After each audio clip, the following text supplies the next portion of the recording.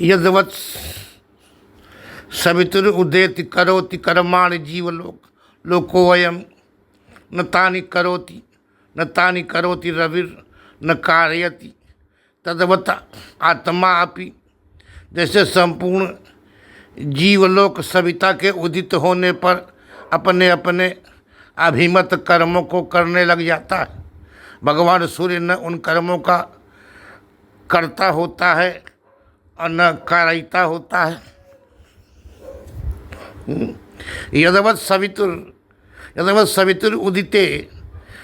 सवितुर उदिते करोति कर्माणि जीवलोको अयम न तानि करोति रविर् न कारयति तद्वत् आत्मा अपि। नवद्वारे पूरे देहि नैव कुर्वन् न कारयन्। आत्मा देह में रहता हुआ भी कर्ता कारयिता नहीं होता। नवद्वारे पूरे देहि नैव कुर्वन् न कारयन् न कर्तव्यम न कर्माणि लोकस्य सृजति प्रभु।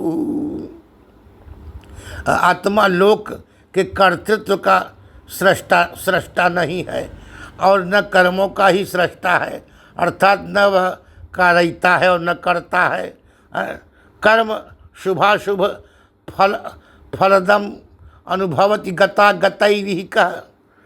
इसके द्वारा यह प्रश्न उठाया गया कि इन तीनों लोकों में लोकांतर गमन पूर्वक शुभ अशुभ फलद कर्मों का अनुभव कौन करता है।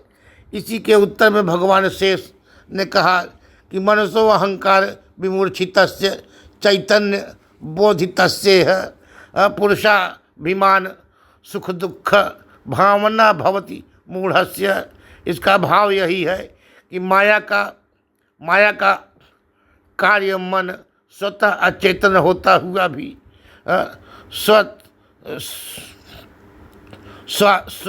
स्व आत्म तादात्म्यपन्न आत्म चैतन्य से प्रकाशित होकर वस्तुतः अहम प्रत्यय का आस्पद न होता हुआ भी अहम प्रत्यय का आस्पद हो जाता है।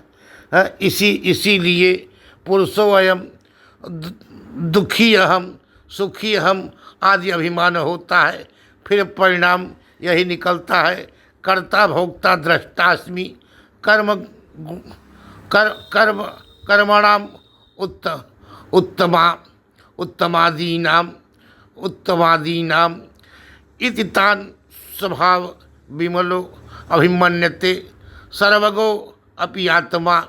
अर्थात यतः चैतन्यानुप्रविष्ट मन को पुरुषो अहम आदि अभिमान होता है, अतः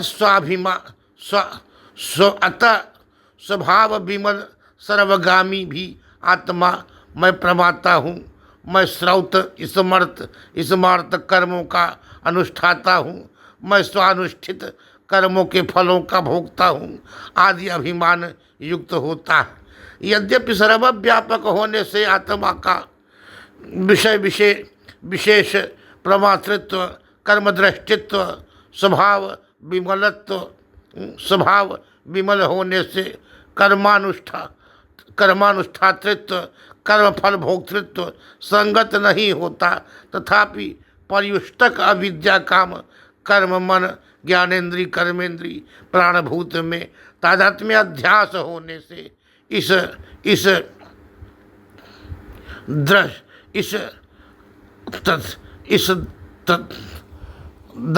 तक सभी अध्यारोप आत्मा में संभव। अध्यारोप के द्वारा आत्मा में नाना विध वर्णानाम वर्ण धत्ते यथा मल स्फटिक तदवत् उपाधेर गुण भावितस्य भावम विभुर्धत्ते।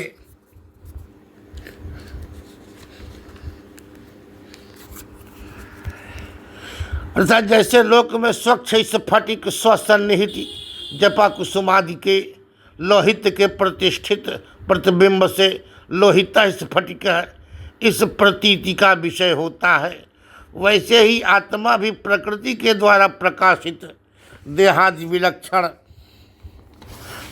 विलक्षण उपाधि के धर्म देवत्व मनुष्यत्व आदि से उपेत होता है। सर्वव्यापक भी आत्मा उपाधि बस से देहांतर में, लोक से लोकांतर में जाता है। इसे भगवान शेष उपपन्न करते हैं कि गच्छति गच्छति सलिले दिनकर बिंबम स्थिते स्थितिम याति अंतःकरणे गच्छति गच्छति गच्छति आत्मा अपि तदवधि गच्छति गच्छति सलिले दिनकर बिंबम स्थिते स्थितिम याति अंतःकरणे गच्छति गच्छति आत्मा अपि यद तदवति ही। जैसे इस लोक में जल प्रतिबिंबित सूर्य बिंब चलन विशिष्ट जल क्रिया में चलता हुआ सा और स्थिति विशिष्ट जल में स्थित सा प्रतीत होता है, वैसे ही अंतःकरण प्रतिबिंबित आत्मा भी अंतःकरण के चलन या स्थिति में चलता हुआ या सा स्थित सा प्रतीत होता है।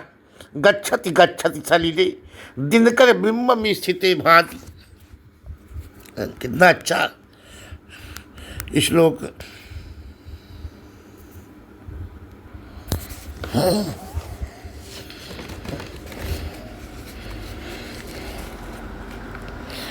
नाना विध वर्णम धत्ते यथा अमलः स्फटिकः यथा लोके अमलः स्फटिकमणि सन्निहिता नाम नानाविध वर्णानाम बंदूकादीनाम वर्णम धत्ते रक्तः स्फटिकः इत्यादि तदवत् विभु आत्मा अपि गुणभावितस्य प्रकृत्या प्रकाशितस्य देहादि लक्षणस्य उपाधेर भावं देवत्वम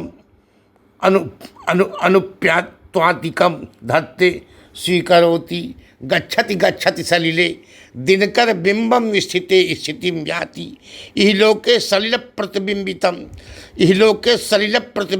दिनकर बिंबम सलिले गच्छति सति गच्छतीव स्थिते स्थितिम यातीव तदवत् आत्मापि अंतःकरण प्रतिबिंबितः अंतःकरणे गच्छति सति गच्छतीव स्थिते स्थितिम याति।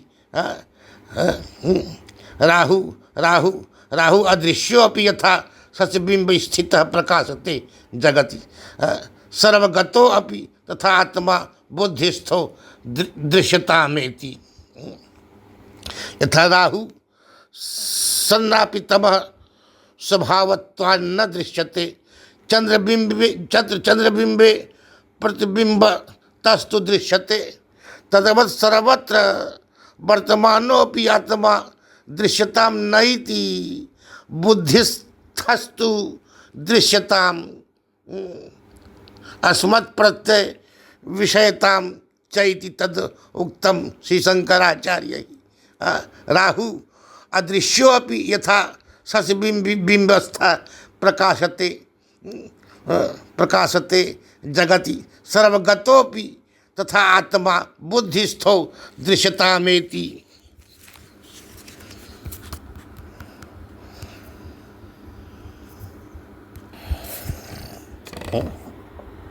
जैसे तमः स्वभाव राहु स्वयं अदृश्य होता हुआ भी चंद्रबिंब में प्रतिबिंबित होने पर दृश्य हो जाता है, वैसे ही सर्वव्यापक अदृश्य आत्मा बुद्धि में प्रतिबिंबित होकर दृश्य अर्थात अहम प्रत्यय का विषय हो जाता है।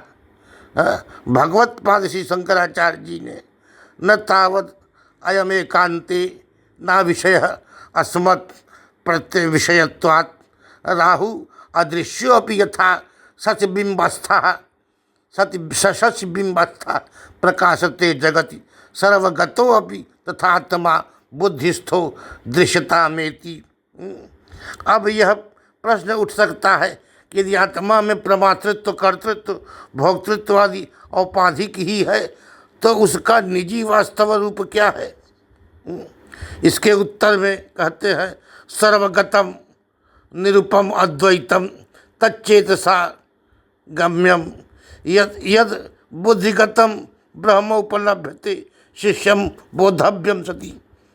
अर्थात हे शिष्य यतः आत्मस्वरूप ब्रह्म बुद्धिगत होकर ही चित्त के द्वारा अस्मत् प्रत्यय विषयत्वेन उपलब्ध होता है।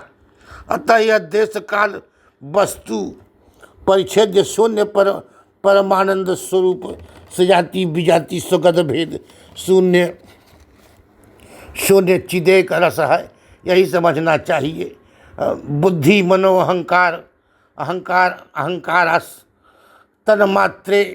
तन्मात्रेन्द्रिय इंद्रिय गणाच भूतगण संसार सर्ग परिरक्षण क्षमा प्राकृता हेया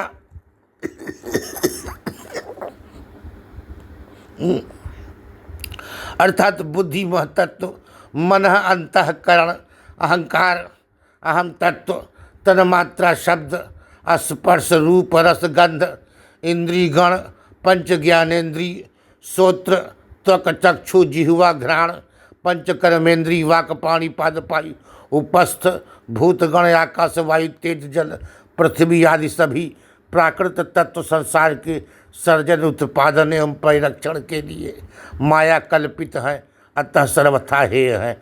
अपारिमार्थिक वस्तु केवल ब्रह्म ही है। बुद्धि मनो अहंकारास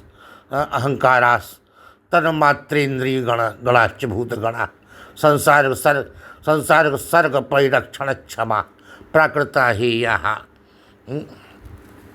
जैसे इस फटिक में लोहित औपाधिक है, वास्तविक नहीं, वैसे ही परमार्थतः आत्म तत्व विचार करने से पर आत्मा में शुभ कर्म संस्कार रूप धर्म, अशुभ कर्म संस्कार रूप अधर्म, उनके फलभूत सुख दुख आदि की अनुभूति, सुख दुखानुभव के लिए स्वर्ग नरक वास और धर्म एवं अधर्म के उद्भव स्थान, इस लोक में उत्पत्ति निधन वर्ण आश्रम आदि सब कुछ वस्तुगत्या नहीं है।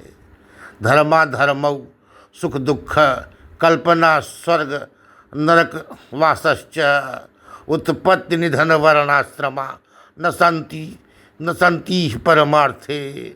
उत्पत्ति निधन वर्णाश्रमा न संति, इस प्रश्न पर स्वाभाविक है कि वस्तुगत्या असत धर्म अधर्म आदि का आत्मा में कैसे होता है। इस पर भगवान शेष कहते हैं